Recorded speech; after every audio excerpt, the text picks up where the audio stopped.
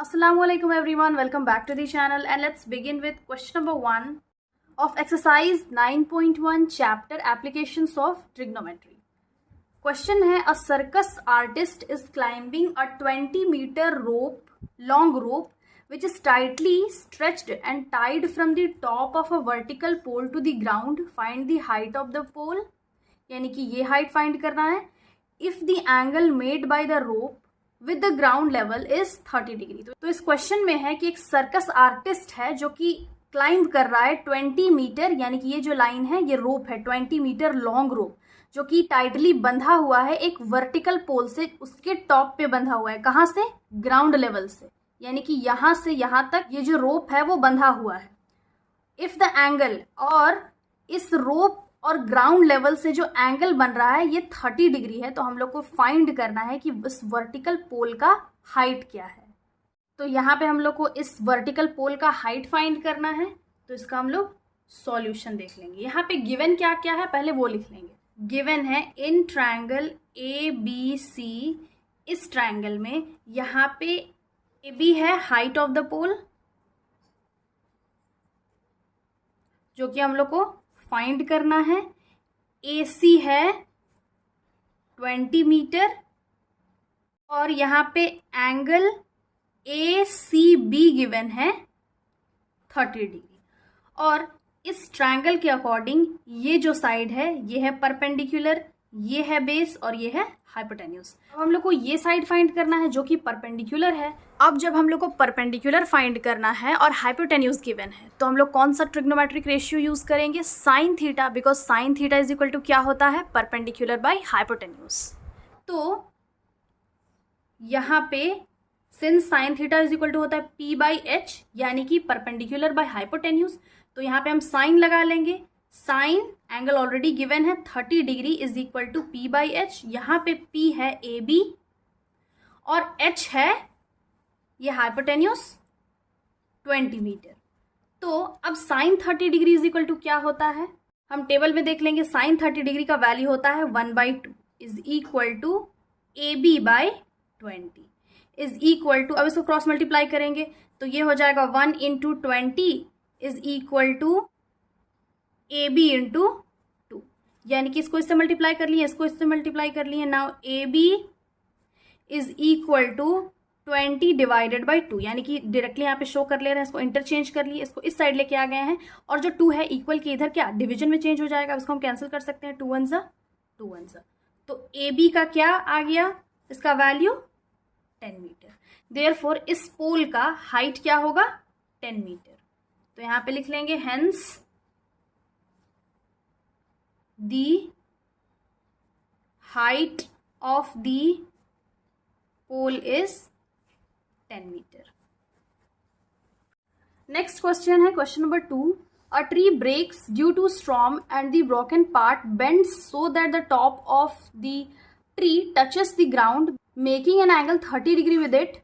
The distance between the foot of the tree to the point where the top touches the ground is 8 meter. Find the height of the tree. तो इस question में है कि एक tree है, मान लेते हैं ये एक ट्री है.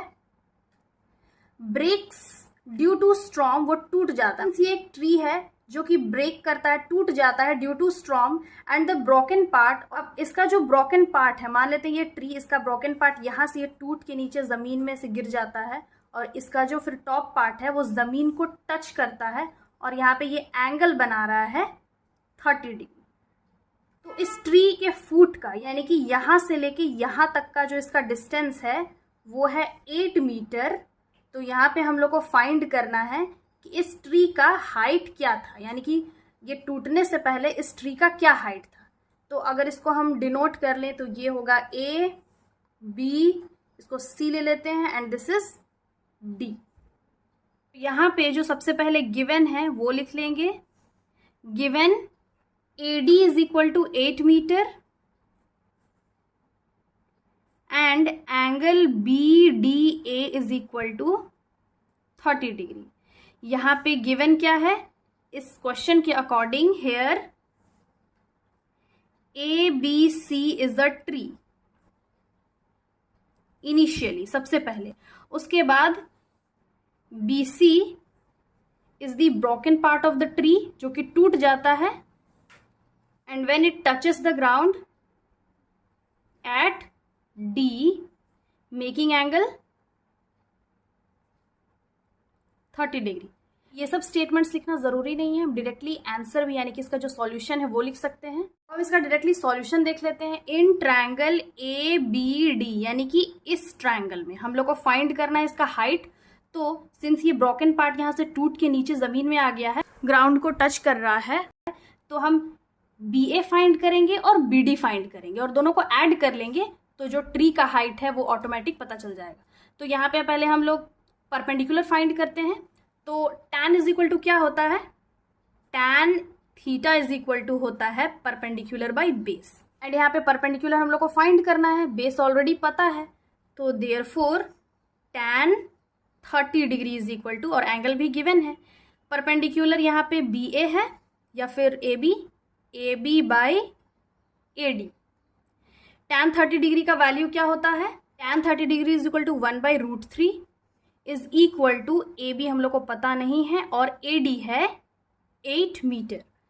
तो अब ये हो जाएगा A B is equal to 8, इधर चला जाएगा इक्वल के इधर, तो यहाँ डिवीजन में है, ऊपर मल्टीप्लिकेशन में चला जाएगा, तो ये हो जाएगा 8/√3, यानी कि 8/√3 मीटर। तो ए बी आ गया 8/√3 मीटर। अब हम फाइंड करेंगे ये हाइपोटेन्यूज। अब परपेंडिकुलर तो हम लोग फाइंड कर लिए, बट ये साइड फाइंड करना है, और ये क्या है, हाइपोटेन्यूज है। हाइपोटेन्यूज फाइंड करने के लिए कौन सा फॉर्मूला चाहिए, जब बेस गिवन हो और हाइपोटेन्यूज फाइंड करना हो तो हम कौन सा फॉर्मूला यूज करेंगे, cos, because cos is equal to होता है b/h, यानी कि बेस बाय हाइपोटेन्यूज। तो कॉस थीटा, यहाँ पे कॉस का एंगल क्या गिवन है, cos 30 degree is equal to base है 8 मीटर और इसका हाइपोटेन्यूज है BD, तो इसको एज इट इज BD रहने देंगे, इज इक्वल टू, यहाँ पे एक लाइन हम लोग स्किप कर दी, यहाँ पे लिखना चाहिए था AD, बट कोई बात नहीं, हम यहाँ पे डायरेक्टली लिख ले रहे हैं। तो cos 30 डिग्री का फॉर्मूला क्या होता है, √3/2 इज इक्वल टू 8/BD। अब इसको हम क्रॉस मल्टीप्लाई करेंगे, BD इधर आ जाएगा, then BD is equal to, और जो 2 है इक्वल के इधर मल्टीप्लिकेशन में चला जाएगा, तो 8 × 2 डिवाइडेड बाई √3, 8 2 ज़ा 16 √3। तो यहाँ पे हम AB भी फाइंड कर लिए और BD भी फाइंड कर लिए। तो अब हम लोग को फाइंड करना है इस क्वेश्चन में height of the tree. Therefore height क्या है इसका, AC, तो AC इज इक्वल टू हम लिख सकते हैं AB प्लस BD, और यहाँ पे AB हम फाइंड किए 8/√3 और BC है 16/√3। दोनों का डिनोमिनेटर ऑलरेडी सेम है, तो अब इसको हम एक बार लिख सकते हैं 8 + 16/√3। 8 + 16 क्या हो जाएगा, 24√3। अब सिंस यहाँ पे नीचे डिनोमिनेटर में √3 है, डिनोमिनेटर से हटाने के लिए हम रैशनलाइज करेंगे √3/√3, ये हो जाएगा 24√3, और ये √3 × √3 मल्टीप्लाई करते हैं तो क्या हो जाता है, वही नंबर आ जाता है, 3 1 ज़ा 3 एंड 3 8 ज़ा 24, तो ये आ गया 8√3। Therefore, height of the tree is 8√3 metre. यहाँ पे लिख लेंगे hence height of the tree is 8√3 metre. Next question है question number 3rd। A contractor plans to install 2 slides for the children to play in a park for the children below the age of 5 years. She prefers to have a slide whose top is at a height of 1.5 metre.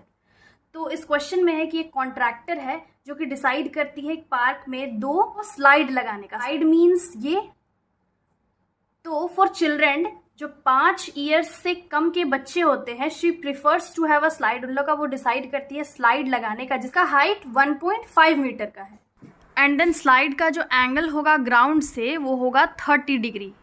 For example यहाँ पे हम image में देख लेते हैं कि ये slide है, ये स्लाइड है और ये उसका हाइट है 1.5 मीटर, और उसका एंगल ग्राउंड से उसका एंगल बन रहा है 30 डिग्री। तो इसको हम डिनोट कर लेते हैं ABC से, यानी कि इस स्लाइड का टॉप का जो हाइट है ग्राउंड लेवल से 1.5 मीटर है, और वो इंक्लाइंड है, स्लाइड का जो एंगल बनेगा ग्राउंड से वो है 30 डिग्री, वेयर एज ये किड्स के लिए है, kids of as 1 to 4 years यानी कि 1 to 5 years। एंड दूसरा जो है whereas for elder children she wants to have a steep slide. Steep means almost जो स्ट्रेट हो, यानी कि उसका एकदम ऐसे होगा स्लाइड, उसका जो हाइट होगा ग्राउंड से वो है 3 मीटर, यानी कि ये हाइट 3 मीटर का होगा। और इंक्लाइंड एट एन एंगल, वो जो स्लाइड है वो ग्राउंड से एंगल बना रहा है 60 डिग्री, ये 30 डिग्री, ये 60 डिग्री। इसको भी हम डिनोट कर लेते हैं ABCDEF।